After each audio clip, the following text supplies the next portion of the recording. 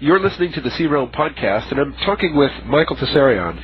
And Michael, when you are talking, you throw out a lot of questions, and I take them to be rhetorical questions or questions that are just intended to orient someone's mind in a sort of inquisitive way, rather than in a position of being a passive receiver of information. But there is one rhetorical question that I'd like you to go back to, and if you would give us what you think at least the beginning of an answer is. And that question is, what is it about our Constitution or about our psychology as humans that makes us want to submit, that makes us ideal candidates for collecting into these large structures which serve ends which are not in our own interests? Well, to answer part one of your question is why I put out a lot of questions and rhetorical questions. The simple answer to that is because I am a questioner. I am absolutely a questioner. I question and doubt everything. That's the simple answer to that. Some are rhetorical and some are, the normal kind. We get on to the more deeper question that you're asking there. That has to deal with what is referred to in existential philosophy as the authentic or inauthentic life. These terms arise out of a philosopher from Denmark called Søren Kierkegaard, and then picked up by people like Heidegger, Schopenhauer, Nietzsche, etc., in which they talked about two kinds of man. The man who lives an authentic life, which would be in Eastern mysticism known as the dharmic life, and the man who's inauthentic, and that's the karmic life. So when we look around the world, we see these two kinds of people. And the problem is that in the inauthentic model, there's tremendous there's primary guilt. Guilt, not of the kind that we normally know when we do some little misdemeanor or we've hurt some person's feelings or whatever, that type of nonsense. That's just secondary guilt, lesser guilt. There is an existential guilt based on your own inner subconscious commitment to live an inauthentic life. And from that guilt and from that commitment to live the inauthentic life comes an entire inverted tree of life of many, many other syndromes, and many other complexes that we're familiar with in the world. One of those branches, one of those symptoms, is then man's penchant to submit. Because the answer to your question in one single sentence is this: man has found it more satisfactory, and believe me, this is irrational, but nevertheless he's made this irrational decision. As irrational as it is, he's made a decision rather to submit to external forms of tyranny, external forms of control, which are partly punitive, but also partly permissive. I mean, the slave is going to have some food, and he's going to have some shelter, and he'll be told what to do, and he'll have the camaraderie of other slaves and so on. So the slave mentality, the man who submits, has in fact chosen to submit to external authorities, regardless of how tyrannical they are, rather than face the journey on the Siddhartha road towards an understanding and an attainment of his own selfhood. This might be difficult for people to understand who are not familiar with psychology, who are not familiar with, spirituality. But even in Christian terms, you find the same teachings, that you either have the truth or you have the non-truth. You have submittance to the world of the debauchery, or whatever you want to call it, to the lower drives, to the lower instincts, to the lower man. So this is the nub of it. And I've done, interviews, and we've talked about this in the DVDs, and we very much talk about it in the Architects of Control series, that here is a man who is committed within his subconscious to not live an authentic life. Then he wants to cluster with others who've made the similar decision. And that's what we have in societies, is an inauthentic, collective. But it's based out of people who would rather submit to the external tyrannies of Big Daddy, who would rather cling to the handrails, who would rather lean on one another, than face the anxiety that arises when you have to go on the inner journey of truth, when you have to discover what you're really here for on this planet, and who you are yourself. Alan Watt, the great, Zen commentator, always said that there's a taboo against knowing who you are. Jung commented on it. Freud commented on it. Nietzsche commented on it. Schopenhauer, Kierkegaard, they all mentioned this falling away from actual selfhood. We know what makes us the same as everybody else.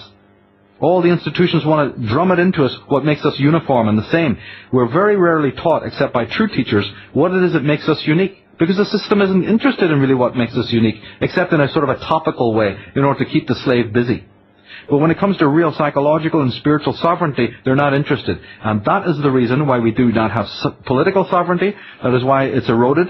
That's why we don't have social sovereignty. That is why that is being eroded. It's because man does not have, nor does he even want, for the most part, psychological, moral, intellectual sovereignty.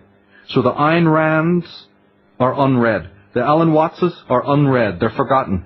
The psychologists are forgotten, except when it's the most topical spinner rack rubbish in order just to keep a sort of spring cleaning on your normal inauthentic existence. Because remember, dust gathers and everything, rust will accumulate.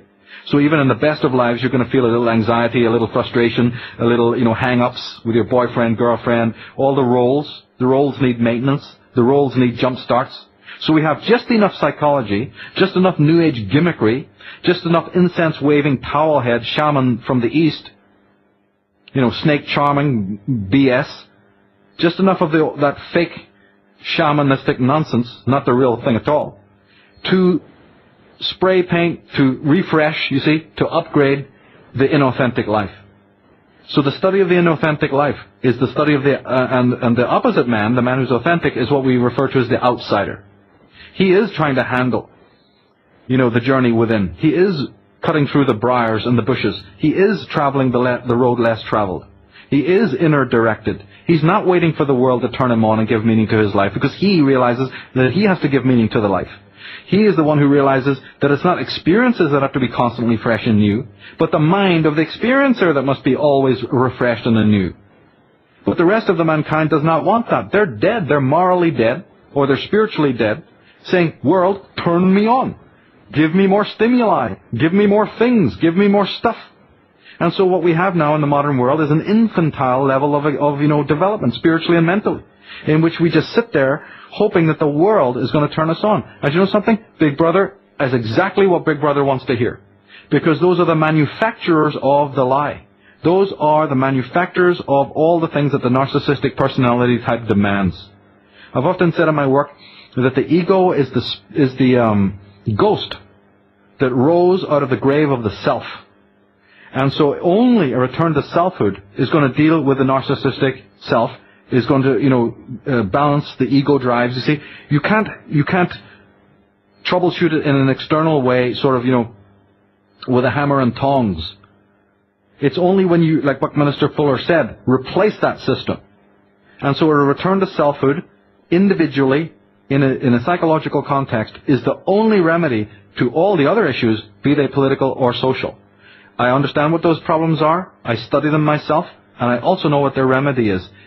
But the remedy is in consciousness. It is the change of a man's consciousness that changes the rest of the world. And any other teacher, and there are many, be it the Tim Freakies or whoever it might be, who are trying to lead you away from that true sense of independence. These are the Pied Pipers of doom, who are promising you global villages and global utopias and brotherhoods of man and global diversity and multiculturalism and all the other nonsense that they put in front of you.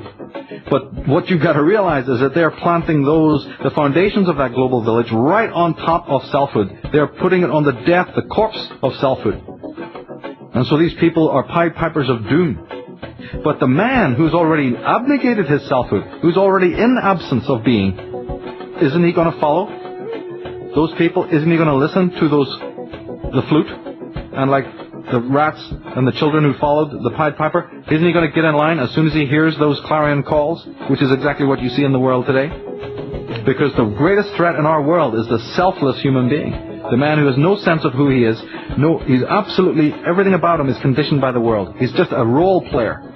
Not that roles are wrong, but they are wrong if they've taken the place of the authentic development, the authentic selfhood. And so from the parents to the schools to the priests and politicians, that's why you have that 100%,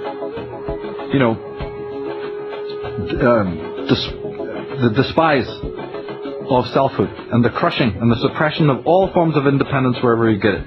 That's why you have a media that sells you these kinds of models and sells you this pornographic nonsense and puts in front of you these theories that, are about you losing your selfhood, immersing yourself in something that's, again, uniform in order to belong, in order to have approval. And of course, since in life, the way it works, you don't get the approval, so then we have now what? A neurotic individual. An individual who doesn't know whether he's coming or going. an individual who has to go to alcohol, an individual who has to go to gossip, an individual who has to take medications, an individual who's perpetually lost and perpetually out of control, or super involved in the lives of other people, or smother mothers, you see, or people who have to be constantly voyeuristic or constantly working all the time, which is a problem that you have in America, of the culture of just work, so that you're avoiding the voice within. You're avoiding coming to who you really are. You're losing yourself in the role. Or people who've given themselves over to some God in the sky concept, which is what we know as religion. I'm not good enough, I'm a sinner, I'm too little, let me give myself to the guru. Let me give myself to, this projected higher man. There's 1,000,001 ways in which man is escaping from his authentic existence. And until there's a radical change in that field, you see, we cannot hope to see change in other areas. All you will see is more decoration and more upgrading of the room of the inauthentic life, period. Michael, that was absolutely marvelous, and that was exactly the sort of material I was hoping to get when I invited you onto the Tsarion podcast in the first place. We are just about out of time, but let me ask you if we can end on a hopeful note, because I think a common narrative of people who listen to the Tsarion podcast is that more and more people are dissatisfied with the bread and circuses that are thrown out that are meant to stimulate and distract and keep people in the inauthentic life, and they are looking for something more authentic. And the new organizational tools that we talked about earlier are allowing these people to communicate in a way that they couldn't do before. Before we had the one-to-many communications, and the corporate entertainment meisters were telling us that most people are completely satisfied with these distractions, and that's all they really want, and the voice of the people who are dissatisfied and longing for something more authentic was marginalized and was just not presented. And now we're finding out that that was a lie, and people are finding their voice, and that is a very hopeful narrative, and I wonder if it is one that you also subscribe to. I subscribe to it 100%. My message, and I've even said this live to audiences, and I've seen the responses, because remember, who is it basically that comes to talks by people like myself? Is the outsiders. Is the people who, the moment that they've mentioned chemtrails, fluoride, vaccinations, or anything that really matters in this world, have been looked like they are absolutely ready for the funny farm, all right? So we're getting these people, and they're coming in, and what I'm seeing is a good thing is that, they're okay with their difference. A lot of people are kind of handling it, but I do get, emails and communications from people who are really under the weather. They're not able to handle it. They feel ostracized. They feel lonely. They feel, misunderstood.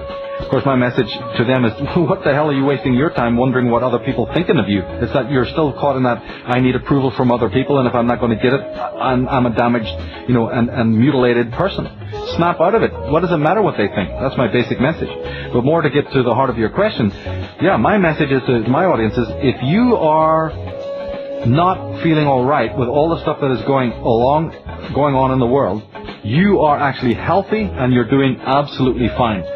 So no matter what happens to you, with your nightmare fears, no matter how disenchanted you may feel, underlying those complexes and syndromes is a deeper voice going, something? You are sane. Because as bad as it is to face these issues, it is better to see it, because at least by seeing it, and the fact that you do see it, that's a testimony that you're doing okay. It's the same thing like a doctor in a battlefield. It's the same like a surgeon in a state of tremendous dis-ease.